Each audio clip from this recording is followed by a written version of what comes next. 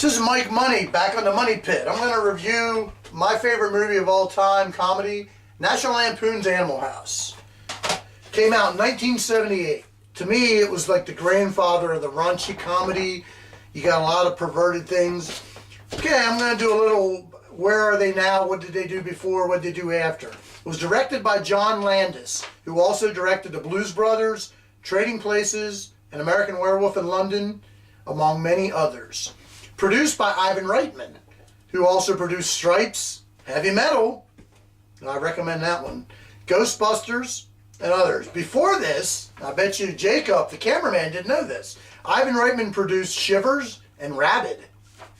So there you go. David Cronenberg films. Maybe so, but this guy produced them. Co-written by Harold Ramis, who also wrote Meatballs, Caddyshack, Stripes, Ghostbusters, Back to School, and starred in Stripes, Ghostbusters, and more recently he actually played Seth Rogen's dad in Knocked Up. Doug Kenny co-wrote this and Caddyshack and played Stork in the movie. I don't know if you remember, what are you supposed to do, you moron? He also co-founded National Lampoon magazine. Died suspiciously in Hawaii when he fell off a 35-foot cliff. Really weird. Chevy Chase was a really good friend of his and used to tell the story. They thought he died, he committed suicide, and they said this guy would never have committed suicide. He was one of these guys. There was a sign at this place that said, don't put your foot over here. And he was one of these guys that would have went, oh, this sign? This foot?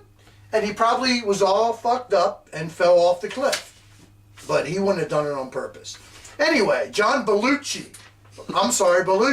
Sorry, Ric Flair. Woo! He played Bluto and became a bona fide star from this movie.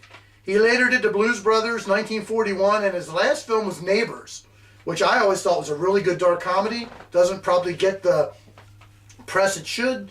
He died of a cocaine and heroin overdose. Tim Matheson played Otter, one of my favorite actors too. Before this, he was in Magnum Force. After, he was in 1941, Fletch, Drop Dead Fred. Anybody remember that one? Stephen King, Sometimes They Come Back. More recently, he played Ryan Reynolds' dad in Van Wilder, which was also National Lampoon, by the way. He also starred in Up the Creek, which had Stephen Furst, who played Flounder, and Dan Monahan, who was Pee-wee in the Porky's movies. Thomas Holtze, I don't know if I'm saying that right, he played Pinto. He would later go on to be nominated for an Oscar for Amadeus, so go figure that. Stephen Furst played Flounder.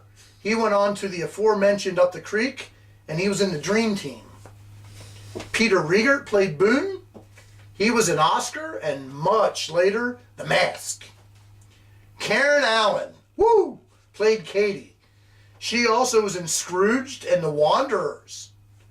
She would go on to be famous for Raiders of the Lost Ark. Bruce McGill played D-Day. Okay, sorry, it was a great scene. He was in The Last Boy Scout and My Cousin Vinny. He also played God or Fate or Time in the series finale of Quantum Leap.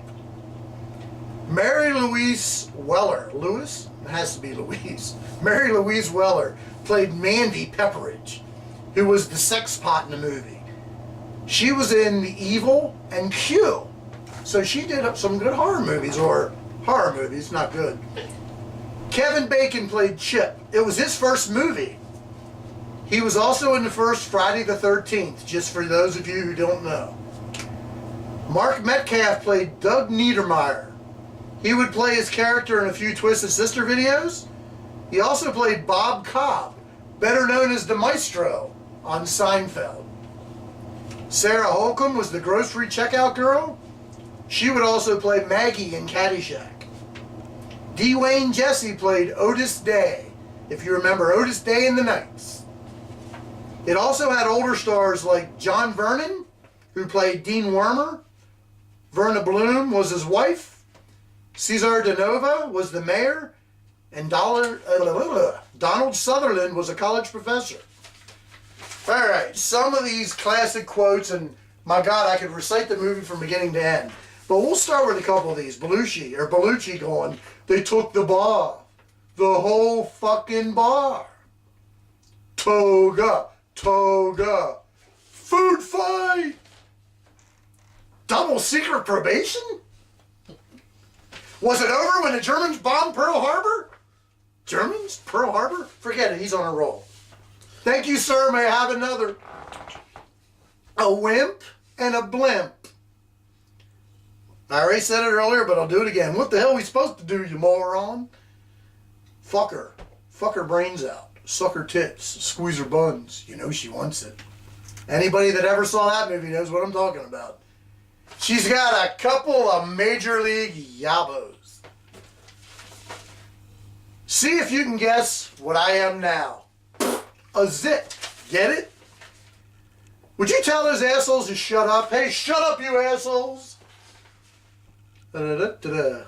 Do you mind if we dance with your dates? Face it, Kent. You threw up on Dean Wormer. Put Niedermeyer on it. He's a sneaky little shit like you. He can't do that to our pledges. Only we can do that to our pledges. How's it feel to be an independent Schoenstein? How's it feel to be an asshole, Niedermeyer? You can take your thumb out of my ass anytime, Carmine. Who beat you up, Otter? It was Greggy and Dougie and some of the other Hitler youth. Alright, this was my review of Animal House. Awesome movie. If you've never seen it, I don't know what rock you've lived under, but you need to watch this movie. I guarantee you will laugh from beginning to end. This is Mike Money for the Money Pit, signing off.